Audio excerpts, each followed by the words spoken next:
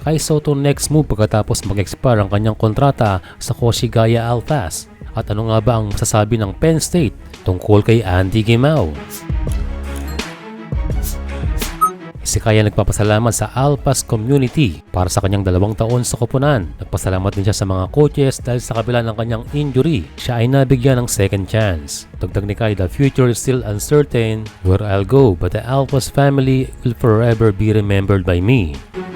And so as of the video ay wala pang lilipatan itong si Kai, pero dahan-dahan niyang magkakaroon ng update pagkatapos nitong announcement. And kaugnay ng balitang yan sa katunayan, pati ang mga ibang import ng Alpas ay expired na rin. Meaning Jordan Ngatay and the other world import ay nakipaghiwalay na rin sa Alpas. And nabalitaan din natin pati ang kanilang coach ay wala na rin. And so magkakaroon ng overhaul sa kanilang team or may ibang plano, kaya we may expect Kai Sotto with a new team or lumipat na ng liga.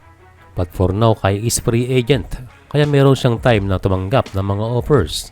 And if ever na siya free agent sa panahon ng Gilas practice, masigurado na kaya ang kanya paglalaro next window kung sakaling walang ibang commitment. So still nandyan lang ang Gilas option, lalo na we are playing against Australia and New Zealand na kung saan ay makakaharap niya ang kanyang former teammate na si Jordan Ngatay.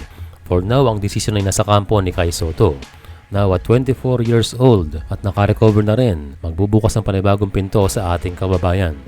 Samantala ating nabalitaan ang pag-commit ni Andy Gimao sa Penn State University. Pero ano nga ba ang kanilang nakita dito sa ating kababayan? Nabalita rin sa USA Today na nagkaroon ng ikatlong international commitment ang Penn State at ang tinutukoy nila rito ay si Andy Gimao. Ayon sa report, pagkatapos bigyan ng offer ni Coach Mike Rhoades ng Penn State itong si Andy Gimao ay agad nitong tinanggap within the day. Kaya good shot yon dahil nagpapakita kung gaano ka-interesado ang kampo ni Andy sa paglalaro sa kanilang men's basketball. And tama lang dahil di naman rated as a recruit ng 24/7 Sports itong si Gimao.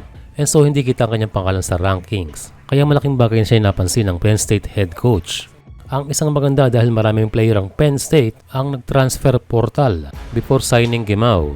Hindi natin kino-confirm na pirmado na itong si Gimao, pero he is committed. Class of 2026, nag-high school sa Canada at naglaro din sa Under-19 ng Pilipinas.